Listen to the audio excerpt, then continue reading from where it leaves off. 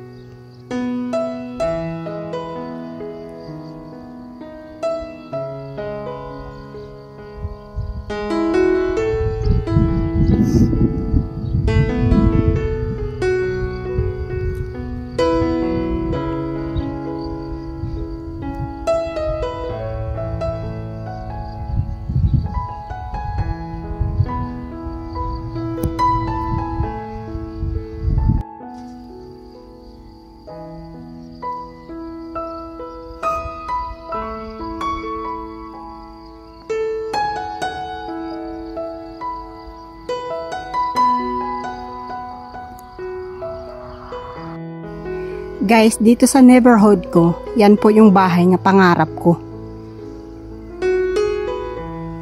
Sana manalo ko ng loto para magkaroon ng ganyang kalaking bahay.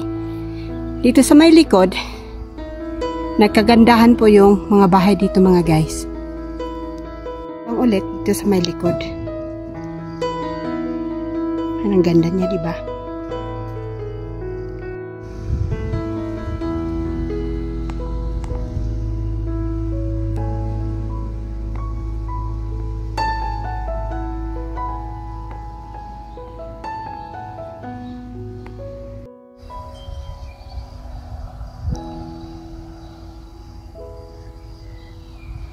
Guys, I hope naalala nyo yung video ko nga walking in our area. Ito po yon during the summertime. Narerito po ako ngayon naglalakad sa may tuktok. Guys, here is written, Porsik Benin. Be careful, ika sa honeybee. May honey daw po yun guys dito sa malapit. So hanapin po natin para ating i-video. Para makita po natin. Yan na po yung ginawa nilang bahay-bahay para po sa honeybee. Ayan, hindi po ako lalapit kasi ang dami pong honey. Baka makagat tayo. May upuan po dyan sa may taas. Magtatambay po muna ako dyan at i-enjoy ko po yung view. Ito po yung lugar kung saan po ako dito nakatira. Yan po yung neighborhoods. Ayan, pakita ko sa inyo. May video na actually akong ginawa dito. Pero ipakita ko lang sa inyo muli kung gaano kaganda ditong view. So yan guys, wait. Actually, one of this middle here, the house, with this house here, in the middle, where I live. Nandiyan lang siya. Nasa gitna siya. So, yan po yung neighborhoods ko. Ayan yung mga baka. Nasa labas sila ngayon dahil summertime na nga. So, ganyan po kaganda dito sa aming paligid.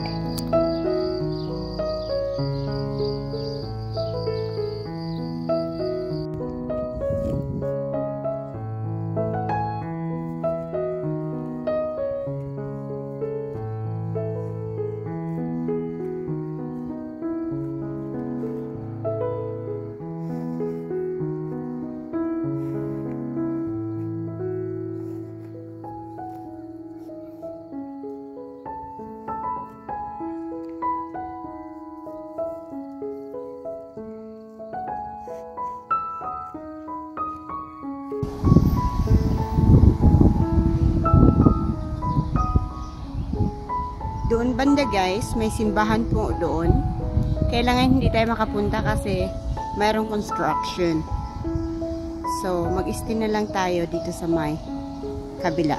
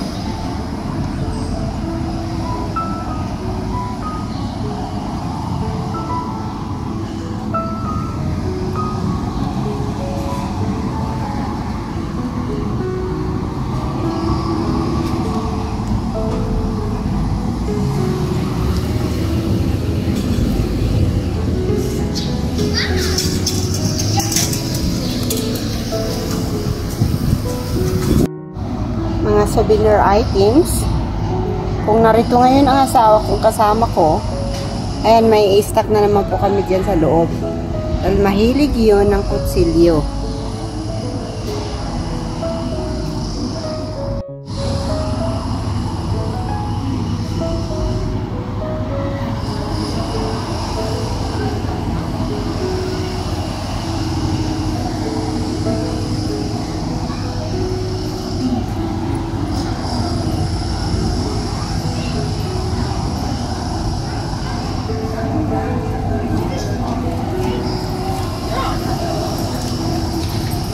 Victorinox, made in Switzerland.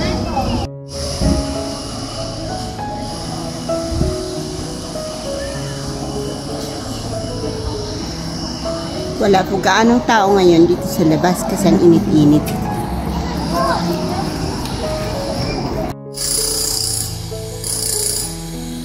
So mga guys, dito sa Maybach, wala po tayong masyadong makikita.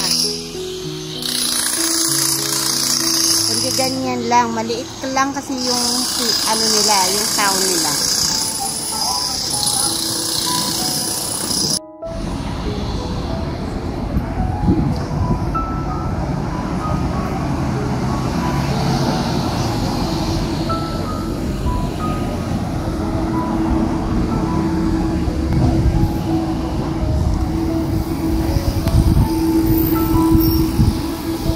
Nagpe-prepare po sila ng mga stand dito kasi may low mark mamaya. Magbibinta dyan ng mga pagkain at kung ano-ano pa.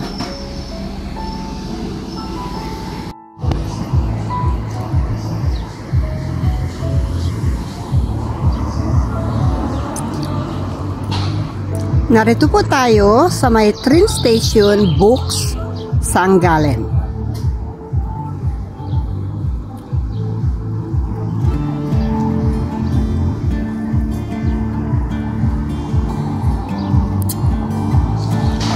Nakikita po natin dito yung mountain ng Three Sisters, mountain ng Switzerland, and the other side it's already Austria.